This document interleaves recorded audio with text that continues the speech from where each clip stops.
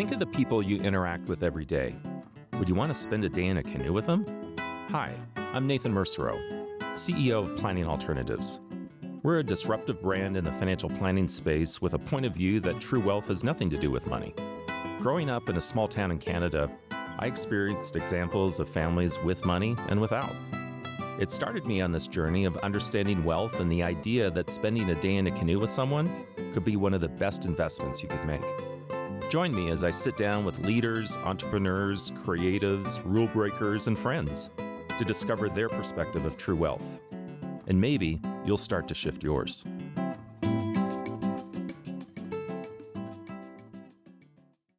I'm delighted today to be joined by Dan Buettner of Blue Zones. Dan, welcome to Day in a Canoe podcast. Excited about our conversation. If you wouldn't mind sharing with listeners, what is Blue Zones about for those who haven't maybe read the book or read your 4 New York Times bestselling books or seen the Emmy award-winning Netflix special? It started as a project to identify the areas around the world where people live the longest and then distill their lessons for the rest of us. So only about 15% of how long we live is dictated by our genes. The other 85% is something else. So we reasoned if we could find places where people are maximizing life expectancy and then find out what they've done most of their lives and find the common denominators with all these blue zones, we'd have some pretty good lessons to emulate. And we found these blue zones in Okinawa, Japan, Sardinia, Italy, Nicoya, Costa Rica, Icaria, Greece, and among the Seventh-day Adventists in Loma Linda, California. But I understand that in America, we've got all the gyms we need. We have all the fast food that we need, and we have an app for everything. Doesn't that solve it? What did you find in your research that was different or in contrast to the American formula? Well, number one, exercise is an unmitigated public health failure. Fewer than 25% of Americans even move 20 minutes a day. So that is not working. Yet in blue zones, people are getting 8,000 steps a day without thinking about it. Why? Because they live in places where every time they go to work, a friend's house, or their kids go to school, it occasions a walk. They have gardens out back. Their houses aren't full of mechanical conveniences to do their work for them. They're kneading bread by hand or grinding corn or, doing their own house or yard work. And it turns out that the sum of these these regular small bursts of physical activity adds up to a much bigger caloric burn, but also you keep your metabolism running at a higher level all day long. So you're less likely to put on the pounds. Secondly, I learned that superfoods and all these anti-aging nostrums, stem cells and metformin and rapamycin, there's exactly 0 anti-aging interventions that have been shown to stop, slow, or reverse aging. In blue zones, people are eating cheap peasant foods. They're eating whole grains, greens, garden vegetables, tubers like sweet potatoes, nuts and beans, but they know how to make these taste delicious. So they're cooking at home with ingredients that their grandmother would recognize. And that alone is giving them about 10 extra years of life expectancy. So all this sort of relentless marketing of healthy claims and anti-aging and slim fast gyms, et cetera, it doesn't work. And all you have to do is look to the health of the American people and the $4.8 trillion healthcare bill we have in this country every year. 85% of it is for chronic disease to see what we're doing ain't working. So let's zoom into the food aspect of Blue Zones. You mentioned some of the healthy categories. For most of our listeners in the Western Hemisphere, how does one start to create an action plan in terms of accessing or identifying what some of those food groups can mean to them? Because I'm sure it's based upon geography in terms of what's accessible. The healthiest foods are the cheapest foods. So all you have to do is remember one thing: whole plant-based food. That's it. You don't all these sort of customized diets and protein additives and superfoods. Forget them. Whole plant-based foods. All right. What's the most important element of those whole plant-based foods? It's deliciousness. You have to find a combination of those foods that you like so you'll eat them almost every day. So here's the action plan. The action plan is to get a cookbook, a whole food plant-based cookbook. I wrote a number of them, Blue Zone Kitchen and so forth, but mine aren't the only ones. Sit down with your family, page through them, identify a dozen that you think you and your family would like, and spend a half a dozen Sunday afternoons cooking them. I'm not asking you to dig into your work time or your other leisure time, but cooking with your family can be fun. Once you acquire the skills, once you um, uh, uh, cook enough meals that you find a half a dozen of them that your family likes, my job is over because you'll keep cooking them. Every single day, I start my day with a Sardinian minestrone, a recipe I learned from the longest lived family in the world. I eat that. It's my very first meal of the day. I eat it about noon. It's a bowl that gives me about half the fiber I need, 20 different vegetables. And, regardless of what I eat the rest of the day, I know about half my nutrient or my longevity nutrients are in place. And I think that's the best place to start. Let's focus on movement and activity. So if I heard your observation is that those in the blue zones have periodic or frequent movement where they're moving, whether it's just across an area or they have a reason to get up. It's very different from what's often our sedentary lifestyle in America. Help listeners unpack where movement and motion comes to light in blue zone communities. A good place to look for uh, um direction is to look at evolution. Uh, our species, by the way, there's been 25,000 generations of humans. And for 99.8% of those generations, we were more or less in constant movement. We didn't sit in our office chairs or on our couches all day long and then expect to make it up for half hour, 45 minutes in the gym. We got up and we looked for food. We looked for wood to start a fire. We moved around and looked for safety. Kids played. They ran out and played. That's the way our bodies evolve. When you look in blue zones, these are people who live in walkable villages. So wherever they go throughout the day, they're walking. They've relied traditionally until about the year 2000. They're changing now, but a good chunk of their caloric needs came from their garden or from their, one or two animals that were in their yard. So they were, a few times a day out tending their plants or tending their animals. They didn't have mechanical conveniences. So a good way to think about it is to set up your office and your home and your social life. So you're around people whose idea of recreation is something active. So you're unconsciously nudged into moving many times throughout the day and not relying on going to the gym. And the reality, as you well know, and if you look at the gym data, we tend to join gyms after the first of the year with those New Year's resolutions. And they last till about September. And then about 80% of people are no longer showing up. And even the ones who are showing up are only showing up once or twice a week, if that. So that's not enough. You need to move constantly. But you don't have to overexert yourself. That's the good side. You don't need to be running marathons. You get about 90% of the physical activity benefit of marathon training by simply walking to work, taking the bus to work, going out after dinner and walking, taking a postprandial walk with your family. Probably the best exercise that you can come up with. You'll lower your uh, insulin resistance, and you'll metabolize the first calories. Taking a walk with your family right after dinner. Very blue zone. Another characteristic I heard you express was the sense of community, and woven into that is a sense of identity and purpose. Can you help us understand what your observations were in that front? Well, I first of all, distinguish between purpose and community. So I observed in several of the blue zones, they have these committed social circles. In Okinawa, for example, they have these moais, MOAIs. And this is especially relevant, believe it or not, with men.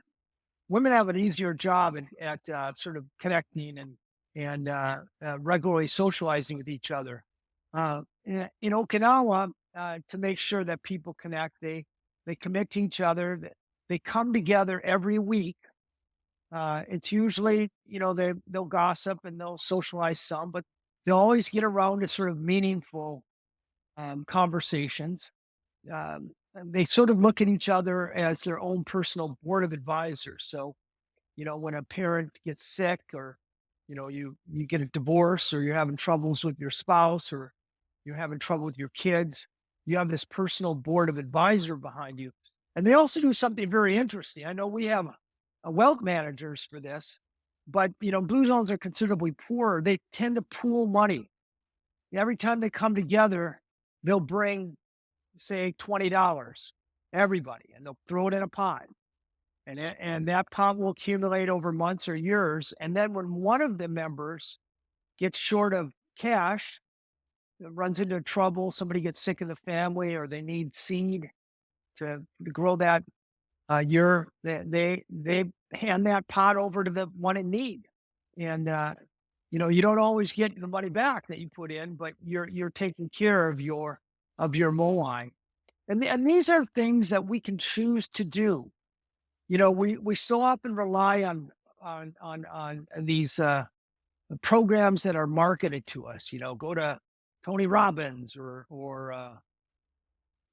join up for them CrossFit or whatever.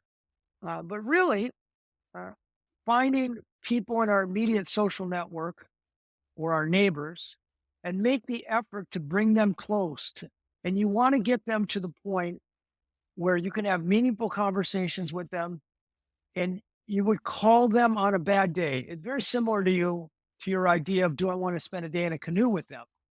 But are these people, I not only want to spend a day in a canoe with them, but if I'm having a real hard time with my spouse, can I call and ask for advice, or even cry? That's the metric of a powerful relationship that will quite literally add years to your life expectancy. Any other observations that you saw in the blue zones that before we kind of dive into the purpose topic?